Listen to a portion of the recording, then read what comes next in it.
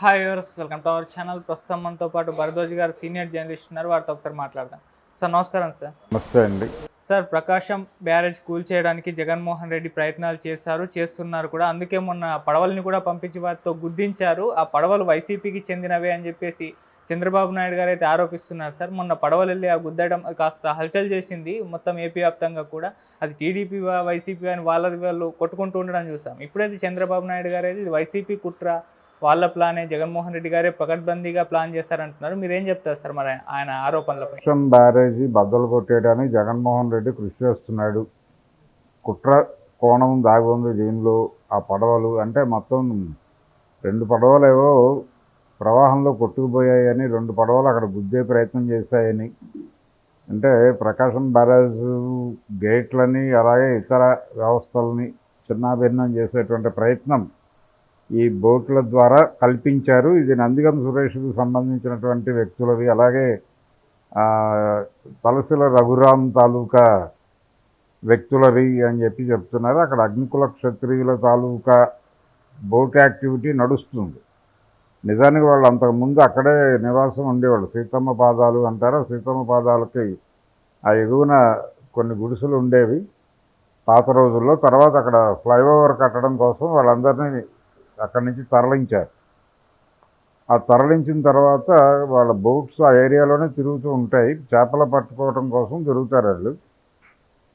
ఈ యాక్టివిటీ అసలు అగ్నికుల క్షత్రియులు అంటేనే అది, ఆ యాక్టివిటీలో ఉంటారు అది.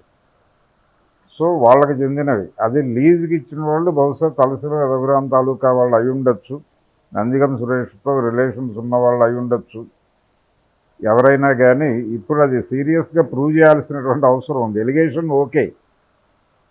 ఇప్పుడు తెలుగుదేశం పార్టీ ప్రకాశం బ్యారేజ్ని కూల్చడానికి వైసీపీ ప్రయత్నం చేస్తోంది. అలాగే గట్లు తెంపేసింది కూడా వాళ్ళే. బుడమేరు గట్లు, అలాగే అక్కడ ఉన్నటువంటి దానికి లింక్ అయి ఉన్నటువంటి కాలవల తాలూకా గట్లు తెంపేసింది వైసీపీ వాళ్ళే వాంటెడ్గా అనేది ఒకటి ఎస్టాబ్లిష్ చేయడానికి ట్రై చేస్తున్నారు. ఇదే టైంలో వైసీపీ నుంచి సహాయ చర్యలు ప్రాపర్గా జరగటం లేదు. అంటే అవకాశం ఉన్న చోట ఓవర్ డంపింగ్ జరుగుతోంది. ఇప్పుడు సున్నబట్టీల సెంటరు, మొగలరాజుపురం ఆ ఏరియాలో వరద లేదు. ఆ ప్రభావం లేని చోటకు తీసుకెళ్ళి వాళ్ళు అడిగినా అడగకపోయినా ఇళ్లలో పాల ప్యాకెట్లు పడేసి వచ్చేస్తున్నారు. కానీ అవసరం ఉన్న చోట దేవీనగర్ లాంటి మునిగిపోయినటువంటి ప్రాంతాలు, రాజరాజేశ్వరిపేట ఇలాంటి చోట్ల మాత్రం వీళ్ళ యాక్టివిటీ చాలా తక్కువ ఉంది, జనాలు సఫర్ అవుతున్నారు ఇప్పటికీ అనే పద్ధతిలో విమర్శలు చేస్తున్నారు. అలాగే జనసేన నుంచి వైసీపీలోకి వెళ్ళిపోయినటువంటి పోతిరి మహేష్, తను ఇతర పార్టీలు చేస్తున్నటువంటి యాక్టివిటీస్ని తన యాక్టివిటీగా ఆయన ప్రమోట్ చేసుకునేటువంటి ప్రయత్నం చేస్తున్నాడు అనే ఒక విమర్శ ఉంది. ఇలా టోటల్గా వైసీపీ వాళ్ళ రీహాబిలిటేషన్లో వాళ్ళ రోల్ ఏంటి అనేది ఒకటి చర్చ జరుగుతోంది. ఈ విమర్శలు చేయవచ్చు. అంటే తెలుగుదేశం పార్టీ ఆల్రెడీ యాక్టివిటీలో ఉంది కాబట్టి ప్రభుత్వ పరంగా ఉంది, పార్టీ పరంగా కాదు. ప్రభుత్వ పరమైనటువంటి బాధ్యతల్లో వాళ్ళు ఉన్నారు కాబట్టి ఆ ఏరియాలో చంద్రబాబు నాయుడు ఇతర మంత్రులు కనిపిస్తున్నారు. As a party TDP contribution ఏంటి? వాళ్ళ క్యాడర్ సీరియస్గా రోడ్ల మీద ఉన్నారా? వాళ్ళ క్యాడర్ ఈ రిహాబిలిటేషన్ ప్రోగ్రామ్స్లో పాల్గొంటుందా? లేకపోతే వాళ్ళ పార్టీ తరఫున యాక్టివిటీ ఏమిటి? వాళ్ళు ఏదైనా విడిగా నిధి కలెక్ట్ చేసి అక్కడ ఏదైనా శిబిరాలు నిర్వహిస్తున్నారా? పార్టీ పరంగా, ప్రభుత్వ పరంగా కాదు. ప్రభుత్వపరమైన యాక్టివిటీస్ వేరు, పార్టీ పరమైనటువంటి యాక్టివిటీస్ వేరు. రెండూ చేయాల్సిన అవసరం ఉంది. అలాగే జగన్మోహన్ రెడ్డి పార్టీ కూడా వైఎస్ఆర్సీపీకి ఉన్నటువంటి క్యాడరు, దానికి ఉన్నటువంటి ఇతర కెపాసిటీస్ని ఈ రీహాబిలిటేషన్ ప్రోగ్రాం కోసం వినియోగించాల్సి ఉంటుంది. వినియోగించడం అంటే తను ఫండ్ కలెక్ట్ చేయగలడు, రకరకాల ఇండస్ట్రియలిస్టుల దగ్గర నుంచి ఫండ్స్ కలెక్ట్ చేయొచ్చు, తనకు చెందినటువంటి సంస్థల నుంచి ఇతర ఏరియాల నుంచి ఒకరోజు వేతనం లాంటివి సేకరించవచ్చు. ఇలా రకరకాల తన సింపథైజర్ సెక్టార్ ఉంటుంది ప్రతి ఏరియాలోని. తన సింపథైజర్ సెక్టార్ నుంచి కలెక్ట్ చేసినటువంటి డబ్బులతో తానే నేరుగా సహాయ కార్యక్రమాలు నిర్వహించవచ్చు, శిబిరాలు నిర్వహించవచ్చు, బాధితులను ఆదుకోవచ్చు.